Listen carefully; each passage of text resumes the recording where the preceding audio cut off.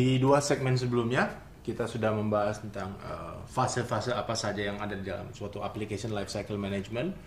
Kemudian di sesi kedua, kita melihat bagaimana Visual Studio punya beberapa fitur yang dapat membantu kita di tiap fase tersebut. Di segmen yang ketiga ini, saya akan menjelaskan lebih ke software proses, metodologi yang kita gunakan dalam application lifecycle management.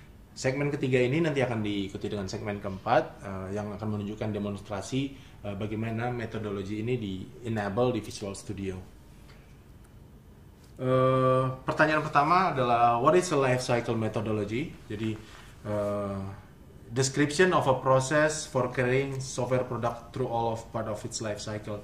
Jadi metodologi yang mendeskripsikan proses apa saja yang terjadi di dalam suatu software development cycle. Jadi di dunia saat ini ada banyak methodologies gitu ya. Yang populer diantaranya adalah Microsoft Solutions Framework atau MSF, Extreme Programming, Rational Unified Process, CMMI, Scrum, dan sebagainya. Secara garis besar, ya, berbagai metodologi yang ada ini dapat dikelompokkan menjadi dua kelompok, yaitu Agile dan Formal. Agile contohnya seperti MSF Agile, Extreme Programming, Scrum. Ya. Yang formal misalnya CMMI maupun Rational Unified Process.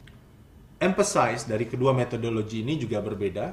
Kalau Agile lebih fokus pada productivity, sedangkan formal lebih fokus pada predictability dan repeatability. Kita bisa lihat Agile methodology, ya, prioritas utamanya adalah untuk satisfy the customer dengan shipping software atau application secepat mungkin dan sesering mungkin. Jadi mereka embrace change meskipun sudah fase development, ya, dia bisa incorporate change. Kemudian user, business analyst, dan developers bekerja sangat dekat dalam day-to-day operation dalam membangun aplikasi tersebut selama project berlangsung. Kalau metodologi yang formal, ya, jauh lebih terstruktur, ya, requirements dan desainnya juga, kemudian ada fokus di application quality dan regular well-defined governance checks. Pertanyaan berikutnya adalah mengapa begitu ada banyak metodologi di luar sana, ya, berbagai metodologi yang berbeda-beda. Salah satu jawabannya adalah karena kita mengembangkan berbagai jenis aplikasi yang berbeda. Ada beberapa jenis aplikasi yang even kita harus go through suatu mathematical formulations yang cukup detail. Metodologi tersebut disebut dengan formal methods. Nah, itu adalah metodologi yang sangat ideal, di mana software yang di-develop, ya, kita buat model matematikanya sehingga kemungkinan kesalahan dapat diminimize. Jadi ini menirukan dunia electrical engineering atau mechanical engineering, di mana dalam membangun suatu prototype mereka menggunakan hukum-hukum fisika, kemudian dibuat rumus matematikanya, diturunkan dari situ, baru di-manufacture. Nah, dengan pemikiran yang sama, orang menginginkan bahwa software juga bisa di-define seperti itu, dibuat model matematikanya dan di-develop against that mathematical model. Cuma untuk melakukan formal method seperti ini akan sangat memakan waktu yang lama dan cost yang sangat tinggi karena kita membutuhkan mungkin beberapa PhD mathematics untuk doing itu. Nah, ada application yang memang mungkin tidak perlu sophisticated seperti itu, ya. Jadi yang penting up and running, insert, update, delete ke database, atau aplikasi bisnis yang membutuhkan bisa mengakomodate perubahan even late in development. Jadi requirements tidak bisa didapat di freeze di awal project, tapi berdatangan di along the way development project, atau requirement yang sering sekali berubah seperti halnya di dunia bisnis, membutuhkan metodologi yang berbeda yang mungkin approach formal methods nggak akan works di situ. Ya. Kemudian ya, culture, competitive environment juga akan push kita untuk develop metodologi yang berbeda, dan sometimes karena ego gitu ya. Jadi ada beberapa advokat dari suatu metodologi yang dalam tanda kutip memaksakan bahwa metodologinya lah yang harus dipakai. Menurut IEEE, ya, software development process dapat kita lihat di situ, ya, di website tersebut. Ya. Process is the application of a methodology. Okay. intinya adalah organizations harus embrace suatu metodologi untuk diterapkan di software development life cycle mereka. Problem yang kita hadapi gitu ya, bagaimana kita bisa membuat tim kita produktif dalam menghasilkan software, ya, bisa ship software on time, on schedule, on quality, tapi bukan hanya sekali, namun untuk setiap software yang di-develop kita harus bisa repeat sukses dari suatu project dan melakukan prediksi seperti masalah budget, time allocation dari project yang kita execute. Nah, untuk ensure itu semua bisa tercapai, kita butuh metodologi. Namun demikian, untuk implementasi metodologi, kita menghadapi suatu problem di mana kita ada challenge bagaimana kita bisa membuat orang yang terlibat di dalam project tersebut untuk tahu metodologi tersebut, understand metodologi tersebut, dan eventually nantinya benar-benar menggunakan metodologi tersebut dalam software development life cycle-nya. Yang bisa kita lakukan adalah melakukan automation terhadap software proses tadi. Jadi kalau di dunia enterprise, di dunia corporate, developer tuh sering membuat aplikasi, katakanlah untuk departemen finance, departemen HR, accounting, marketing, sales operation, manufacturing, dan seterusnya, yang dalam tanda kutip kita melakukan automation terhadap SOP atau business process yang dijalani oleh departemen-departemen tersebut. Ironisnya, di tim IT, di tim development sering terjadi ya, business process atau SOP dari proses pembuatan software itu sendiri tidak diautomasi. Nah, disinilah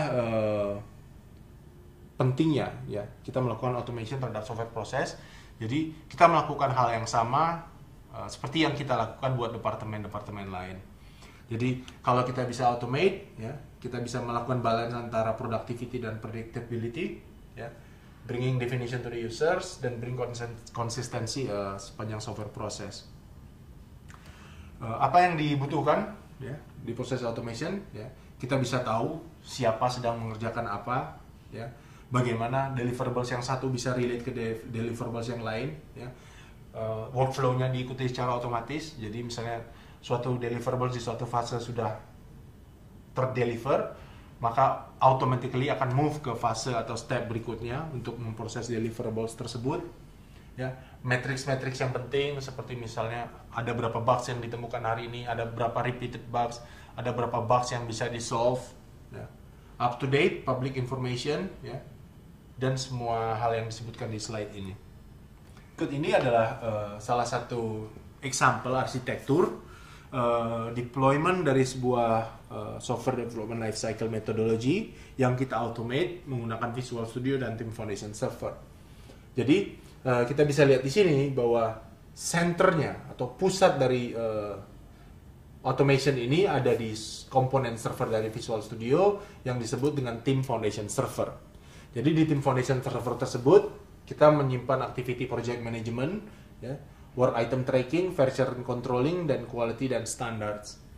Jadi setiap developer atau programmer yang menggunakan Visual Studio, termasuk software arsitek yang menggunakan Visual Studio, database profesional yang menggunakan Visual Studio, ya, even business analyst yang hanya menggunakan Office untuk membuat spek, seluruh role ini akan terkoneksi ke Team Foundation Server. Karena Team Foundation Server adalah source control repository dan artifacts repository. Jadi bukan hanya source code, tapi any deliverables dari software development project disimpan di Team Foundation Server dan ada version control mechanism di situ. Project Manager, dia dapat menggunakan Microsoft Project atau menggunakan Excel. Jadi Project Manager menggunakan Project atau Excel untuk membuat work item atau task, apa saja yang mesti dikerjakan oleh tim, siapa yang mesti mengerjakan dan kapan mesti selesai. Seluruh informasi tersebut juga disimpan di dalam Team Foundation Server. Jadi setiap kali seorang developer hendak mengerjakan sesuatu, dia harus ensure bahwa ada task yang memang di-assign buat dia untuk mengerjakan task tersebut. Dan bila dia telah selesai mengerjakan task tersebut, dia akan memberi update ke Team Foundation Server bahwa task tersebut sudah selesai.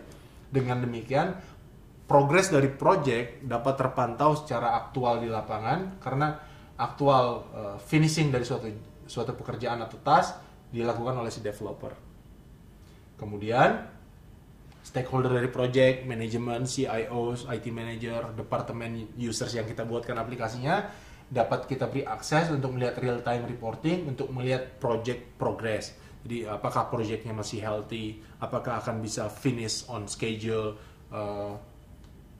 apakah quality kriterianya sudah made untuk bisa ready di deploy di production, dan berbagai jenis report yang lain yang sudah ada built-in di Team Foundation Server. Masalah quality dan standard enforcement, di segmen sebelumnya saya menunjukkan fitur static code analysis. Misalnya ada pelanggaran terhadap best practice.net, ya, akan muncul warning di Visual Studio. Dan kita bisa buat suatu gate check-in sehingga seorang developer, ya, tidak akan dapat men-check-in code-nya ke dalam Team Foundation Server jika masih ditemukan warning-warning pelanggaran terhadap best practices tadi. Nah, itu cycle-nya yang dilakukan oleh setiap role di dalam software development dengan Team Foundation Server. Dan next thing adalah masalah build. Jadi kita bisa setup sebuah dedicated machine, ya, yang akan kita sebut dengan build machine, yang setiap hari, ya, akan melakukan daily build. Jadi dia akan get latest, tarik semua source code versi terakhir yang ada di Team Foundation Server, dia compile, dan jika ada test script yang ada di situ, dia akan running semua secara otomatis. Dan jika semua pass, dia bisa kita buat untuk create sebuah installer package yang automatically deploy di sebuah test server. Sehingga keesokan harinya, jika tim QA masuk ke kantor dan akan tes aplikasi, mereka akan tes aplikasi yang di-develop per build kemarin sore atau hari sebelumnya. Dan setiap saat hasil build yang kita create dapat kita deliver ke user untuk dites di UAT atau even goes ke production directly. Ya. Jadi tester, developer, database profesional, business analyst, project manager, dan arsitek, seluruh role yang terlibat dalam software development lifecycle akan menggunakan Visual Studio dan Team Foundation Server untuk mengautomasi software development proses ini. Ya. Jadi ini adalah list dari tool yang kita butuhkan. Ya. Visual Studio untuk arsitek, developer, dan database profesional. Ada Visual Studio Test Profesional untuk tester, Lab Management untuk create, setup, dan tear down development environment, dan juga test environment. Team Foundation Server yang saya beri ilustrasi tadi, center of the universe dari software development lifecycle. Ada tools untuk designer namanya Expression, Office yang dipakai oleh business analyst, Visio, termasuk SharePoint karena report dari Team Foundation Server tadi adalah SharePoint. Jadi ini adalah list dari tools yang bisa kita gunakan untuk mengautomasi software development process. Sekian segmen ketiga. Nanti kita akan masuk di segmen keempat, di mana saya akan dibantu oleh rekan saya, Wirawan Winarto, developer spesialis di Microsoft Indonesia, yang akan mendemonstrasikan bagaimana Team Foundation Server digunakan dalam software development process.